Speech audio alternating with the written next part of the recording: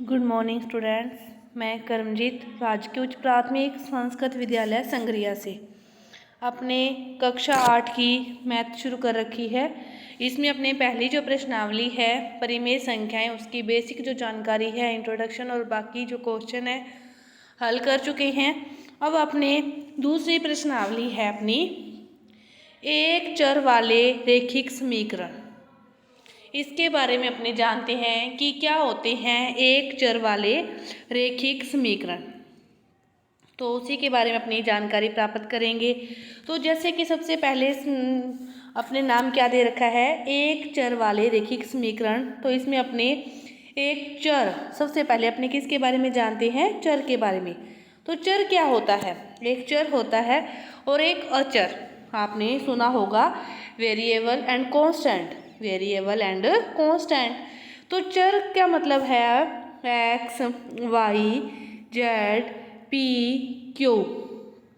किसी भी समीकरण में इस रूप में जो संख्याएं आपको दी होती है वो चर होते हैं। इसका मान क्या, इसका मतलब होता है इनके जो मान होते हैं वो क्या निश्चित नहीं होते, बदलते रहते हैं। किसी एक समीकरण के लिए आपने x का मान निकाला, उसमें आपका मान x का 5 आया, और दूसरी समीकरण के लिए x का मान निकाला, उसमें उसकी वैल्यू कितनी आई, 1 आई। तो ये क्या है, चर है। यही बात अचर की करें तो वो संख्याओं से मतलब है 5। 5 की वैल्यू हमेशा क्या रहती है, 5। 10 की वैल्यू हमेशा 10, 15, 20, 25, कुछ भी मतलब संख्याएं हैं तो उनकी वैल्यू हमेशा क्या होती है, निश्चित रहती है। वो क्या है, अचर है। चर X Y Z P Q R, इनकी जो वैल्यू है वो समय के अनुसार क्या है, बदलती रहती है। तो ये क्या कहलाते हैं, चर कहलाते हैं। तो देखो रेखिक समीकरण, अब इनसे क्या बनते हैं, रेखिक समीकरण बनते हैं। कैसे बनते हैं कि चर और अचर, चर आपके पास एक्स वाई जेड कुछ भी हैं, अचर कोई संख्याएं हैं 2, 5, 7। चर और अचर जब दोनों के बीच में प्लस माइनस गुणा भाग ये संक्रियाएं लागू होती है, इन संक्रियाओं को लगाकर इनका योग घटाव गुणा भाग करके कोई समीकरण बनती है। कोई इन संक्रियाओं से जब आपके पास जैसो 2x + 5, तो x और 2 के बीच में क्या हुआ, 2x + 5, 2 और x के बीच में कौन सा निशान है, गुणा का। फिर इनके बीच ये क्या हो गया, प्लस।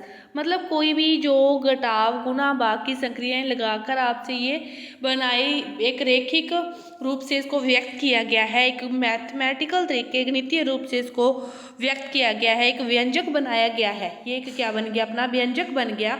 तो इन व्यंजकों को फिर समीकरण कब कहते हैं, जब इन व्यंजकों के को समीकरण बनाने के लिए एक शर्त होती है। वो क्या है कि ये आपका है व्यंजक, एक गणितीय व्यंजक है, और इसका जब बराबर का निशान लगाकर आगे कुछ भी 0, 5, 7 कुछ भी लिख दिया जाता है तो ये रूप किसका बन गया, एक समीकरण का रूप धारण कर लिया इस व्यंजक ने।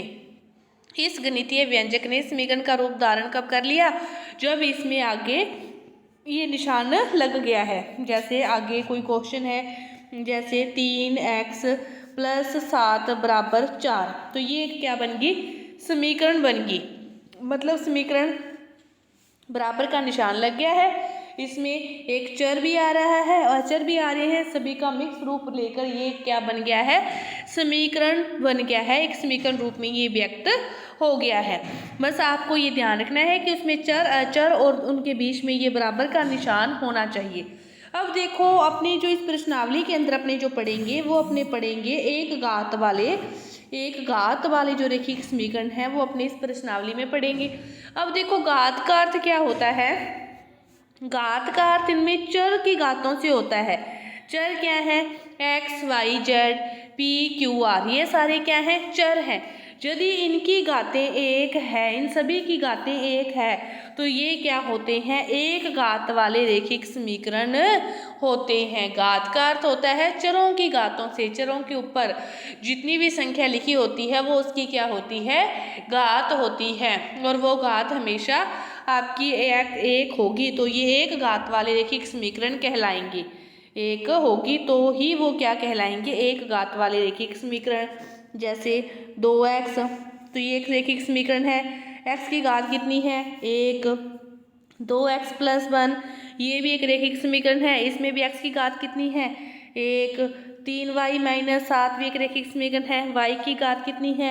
1। 12-5z, ये भी एक घात वाला रैखिक समीकरण है।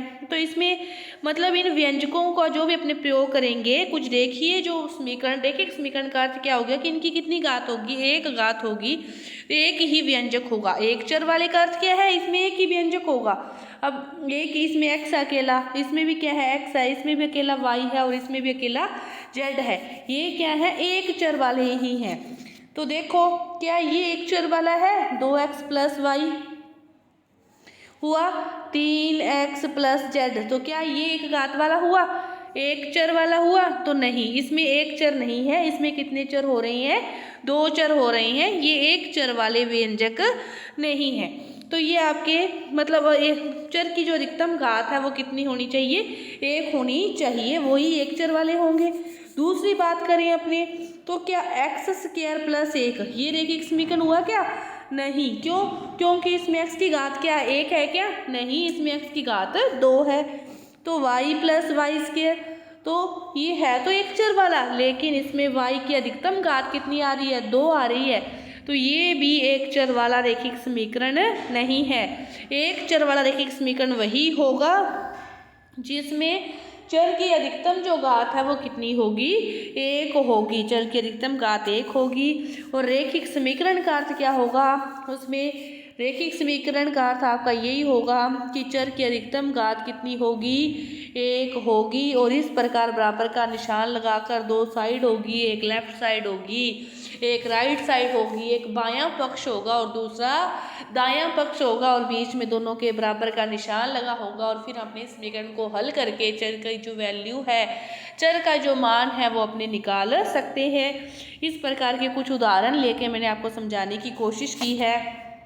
तो देखो क्या दे रखा है, ये क्या है? सबसे पहले देखते हैं क्या एक चर वाला है? हाँ, क्योंकि इसमें एक ही चर है। कौन सा चर है? x। एक ही चर है। कौन सा चर है? x। और इसकी घात भी कितनी है? 1। तो ये क्या है? रैखिक समीकरण भी है, एक चर वाला रैखिक समीकरण है। अब देखो हल करते हैं। क्या सिंपल सा उदाहरण है, x-2 = 7। ठीक है। अब देखो अपने वैल्यू निकालनी है किसकी? चर की। तो सबसे पहले चर को तो एक साइड रखेंगे, बराबर के दूसरी साइड जो संख्या है ना, पहले उसको वैसी की वैसी लिख लेते हैं। फिर देखो इससे उधर की साइड लेके जाते हैं, तो इस साइड यदि वो संख्या माइनस में है तो दूसरी साइड वो किस में जाएगी? प्लस में। ये क्या था? -2। तो -2 को दूसरी साइड लेके जाना है, तो -2 क्या जाएगा? +2। 7 और 2 मिलकर कितने हो गए? 9। तो x की वैल्यू अपने पास कितनी आ गई? चर वैल्यू, अपने चर का मान कितना आ गया? 9। कि आपको ध्यान रखना है कि बराबर के एक साइड कोई संख्या है, उसको बराबर के दूसरी साइड लेके जाते हैं, तो प्लस वाली किस में जाती है? प्लस वाली जाती है माइनस में, और माइनस वाली जाती है प्लस में। इसी प्रकार एक उदाहरण और देखते हैं, आपको ज़्यादा समझ में आएगा। अब अपने को क्या दे रखा है? y+3 = 10। सबसे पहले देखो रैखिक समीकरण है, हाँ, क्योंकि एक ही चर है और उसकी घात भी कितनी है? 1 है। अब अपने y की वैल्यू निकालनी है। y को रखेंगे बराबर के दूसरी साइड, जो लिखा होता है उसको पहले लिख लेते हैं। क्या लिखा हुआ है? 10। 10 को पहले लिख लिया। अब इस साइड से लेके जाना है, इस साइड क्या है? +3। +3 को दूसरी साइड लेके जाएंगे, तो वो किस में जाएगा? माइनस में। तो 10 में से 3 गए तो कितना आ गया? 7। तो y की वैल्यू कितनी आ गई? 7। तो ये अपना सिंपल से जो 2-4 क्वेश्चन मैंने समझाने की आपको कोशिश की है। तो देखो एक और देखो क्या है? 6x = 12। तो जब 2 के बीच में कोई भी चिन्ह नहीं होता ना, तो इसका मतलब कौन सा चिन्ह होता है? गुणा का। कौन सा चिन्ह? गुणा का। अब इन दोनों के बीच में गुणा का चिन्ह है। अब अभी मैंने बताया कि चर के एक साइड से प्लस वाली संख्या बराबर के दूसरी साइड माइनस में जाती है, माइनस वाली प्लस में, प्लस वाली माइनस में, माइनस वाली प्लस में। ये बात हुई थी ना। अब देखो गुणा वाली जो संख्या है वो दूसरी साइड किस में जाती है? भाग में, और भाग वाली गुणा में। प्लस वाली माइनस, माइनस वाली प्लस, गुणा वाली भाग और भाग वाली गुणा में। अब वैल्यू x की निकालनी है, x इधर ही रहेगा, दूसरी साइड क्या है 12 है, ठीक है। 6 गुना में है x के, तो दूसरी साइड 6 किस में चला जाएगा, भाग में।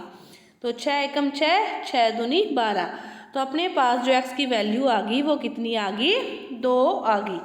कितनी, 2। बस आपको ये ध्यान रखना है कि एक साइड से दूसरी साइड अपनी किसी संख्या को लेके जाते हैं, प्लस वाला माइनस में, माइनस वाला प्लस में, और गुना वाला भाग में और भाग वाला गुना में। एक ही क्वेश्चन में अपने सारे हल करते हैं एक बार, फिर अपना उसी के साथ अपने वीडियो को ख़त्म करेंगे। फिर 2x + 7 बराबर 12, ठीक है। सबसे पहले 2x है तो इकट्ठा पड़ा रहेगा। दूसरी साइड क्या है 12, प्लस के 7 है, दूसरी साइड किस में जाएंगे, माइनस में। 12 में से 7 के अपने पास कितना बच गया, 5। फिर क्या निकालनी है, x की वैल्यू। अब देखो 2 और x के बीच में कौन सा निशान है, गुना का। दूसरी साइड क्या पड़ा है 5, और गुना वाला किस में चला जाएगा, भाग में। तो x की वैल्यू क्या आ गई, 5/2। तो इस प्रकार इस प्रश्नावली में अपने सबसे पहले एक चर वाले रैखिक समीकरण का अर्थ जो आपको समझाया कि एक ही चर होना चाहिए और उसकी घात 1 होनी चाहिए, वो क्या होते हैं, एक चर वाले रैखिक समीकरण होते हैं। चर क्या होते हैं, अचर क्या होते हैं, व्यंजक, सभी चीज़ों के बारे में और इस प्रश्नावली के क्वेश्चनों को कैसे हल करना है, थोड़ा बेसिक जो जानकारी है मैंने इस वीडियो में दी है। बाकी के जो क्वेश्चन है वो अपने अगली वीडियो में करेंगे। धन्यवाद।